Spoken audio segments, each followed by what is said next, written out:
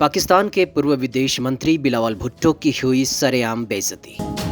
Operation सिंदूर पर मुस्लिम के नाम पर राजनीति करने की कोशिश की गई, लेकिन एक पत्रकार के सवाल पर बिलावल भुट्टो की बोलती हुई बंद। जी हाँ, बता दें कि ऑपरेशन सिंदूर के बाद भी पाकिस्तान के नेता अपनी हरकतों से बाज नहीं आ रहे और ऐसा ही कुछ हुआ जब पाकिस्तान के पूर्व विदेश मंत्री बिलावल भुट्टो ने भारत के खिलाफ जहर उगलना चाहा, लेकिन उल्टे उनकी ही बोलती बंद हो गई। संयुक्त राष्ट्र के मंच से प्रेस ब्रीफिंग के दौरान बिलावल भुट्टो कहते हैं कि पहलगाम आतंकी हमले के बाद भारत में मुसलमानों को खलनायक की तरह दिखाया जा रहा है, मुस्लिमों को जानबूझकर बदनाम करने की कोशिश की जा रही है। बिलावल कहते हैं कि भारत इजराइल से सीख ले रहा है और पीएम नरेंद्र मोदी इजराइल के पीएम बेंजामिन नेतन्याहू की कॉपी करने की कोशिश में लगे हैं। बिलावल भुट्टो कहते हैं कि भारत शांति के रास्ते पर नहीं चल रहा, लेकिन अब इसके बाद एक पत्रकार ने ऐसा सवाल दाग दिया जिसके बाद तो मानो बिलावल भुट्टो को सांप ही सूंघ गया। उन्हें कोई जवाब ही नहीं सूझ रहा था और वो बगले झांकने लगे। जी हाँ, बिलावल भुट्टो के मुस्लिम कार्ड की पोल खोलकर रख दी एक विदेशी पत्रकार ने।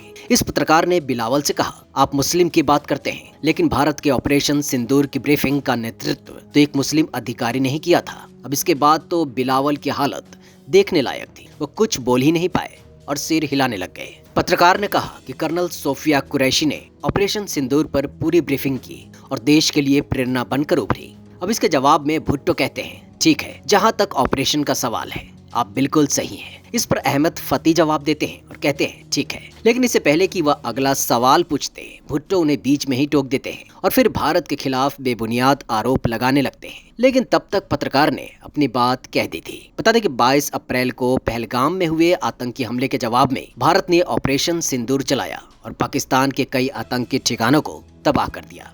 वहीं इस ऑपरेशन के बाद सेना की ओर से press briefing colonel Sofia Qureshi और विंग कमांडर व्योमिका सिंह ने की। वहीं इस दौरान विदेश सचिव विक्रम मिस्री भी वहां मौजूद थे। वहीं ऑपरेशन सिंदूर पर भारत का रुख दुनिया को बताने के लिए केंद्र सरकार ने एक डेलीगेशन भी बनाया, जिसमें कई प्रमुख मुस्लिम नेताओं जैसे विपक्ष के असदुद्दीन ओवैसी और सलमान खुर्शीद जैसे नेता को शामिल किया गया।